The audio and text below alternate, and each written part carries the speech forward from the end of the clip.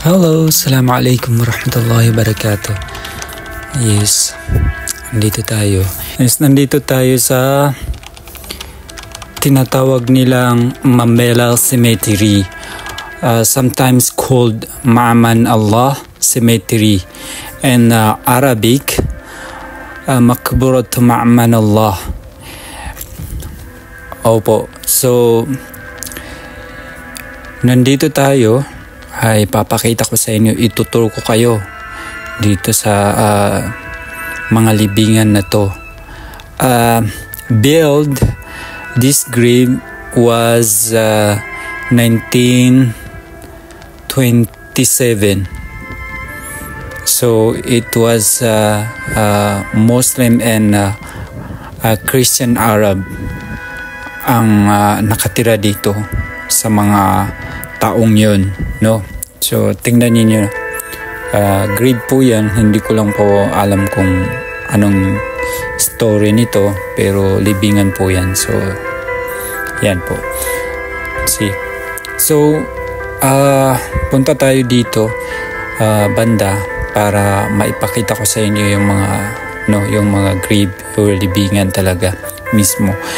Supposed to be itong place na to is lahat nito cemetery talaga to, but since the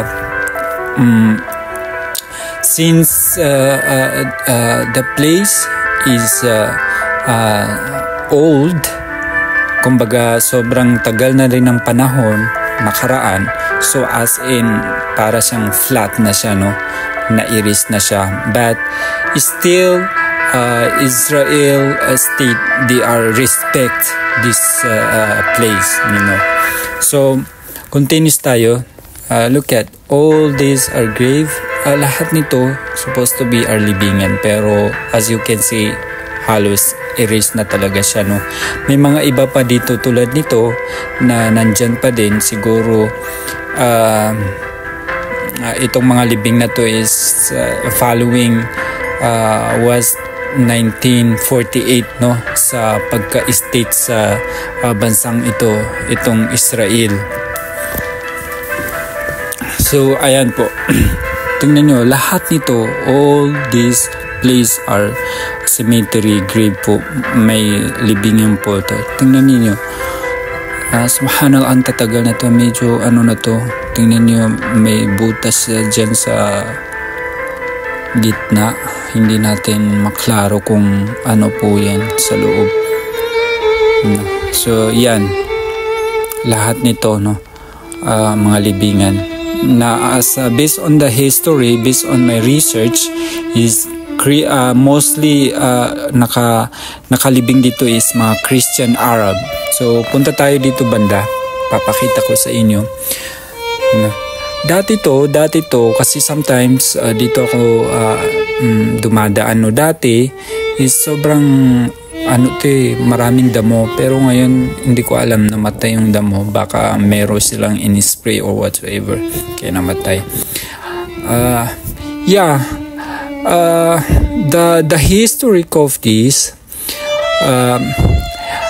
Muslim cemetery in West Jerusalem that dates back to the Crusades and lies just to the west of the northwest corner of the walls of the Old City, no. As you know, Old City is dyan po sa kabila lang, no.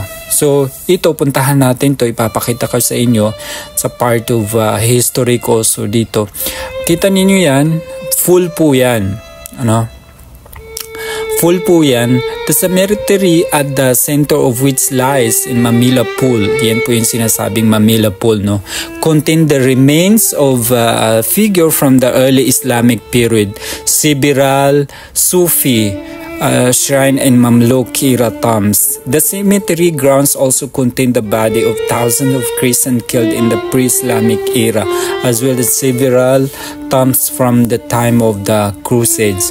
So ito pong machine na to, yan po yung nagpapatakbo sa ano na yan, sa full na yan, no. Tingnan niyo, sobrang tagal na din. Sa tagal na din, halos hindi na siya sira na, no.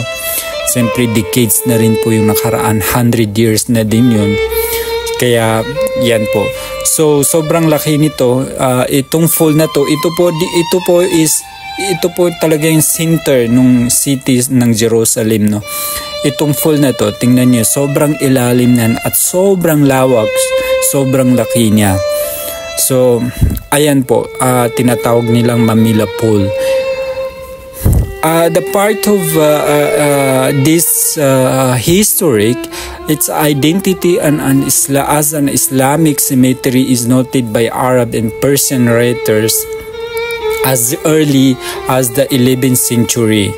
Diba? Sobrang tagal na. And it has been characterized as the largest, most important Muslim cemetery in all of Palestine. So, sobrang importante po nito sa mga Muslim na dito sa Palestine, no. It was used a burial site up until 1927 when the Supreme Muslim Council decided to preserve it as a historic site. So yan, lahat niyan libingan po yan, no. So balik tayo doon banda kasi doon yung kumbaga parang kalakihan ng cemetery lugar na to, doon sa banda sa unahan. Punta tayo doon, no? The following the 1948 Israeli war, the cemetery and other Waqf properties in West Jerusalem fell under the control of Israeli. Since 1948, yun nga sabi ko na nagawa to State of Israel, Arab-Israeli war last 1948 nakaraan. Israeli governmental bodies, the Israeli Ministry of Religious Affairs state in 1948 that the control of that the cemetery is one of the most prominent Muslim cemeteries. So, itong cemetery na to, pinapangahalagaan pa rin to. Pero since siyempre decades na din at wala na atang gumagamit nito, wala nang linilibing dito, no? Siguro dahil sa occupied na din ng Israel kaya nahinto na hindi na ginagamit. Where 70,000 Muslim warrior of Saladin armies are entered along with many Muslim scholars.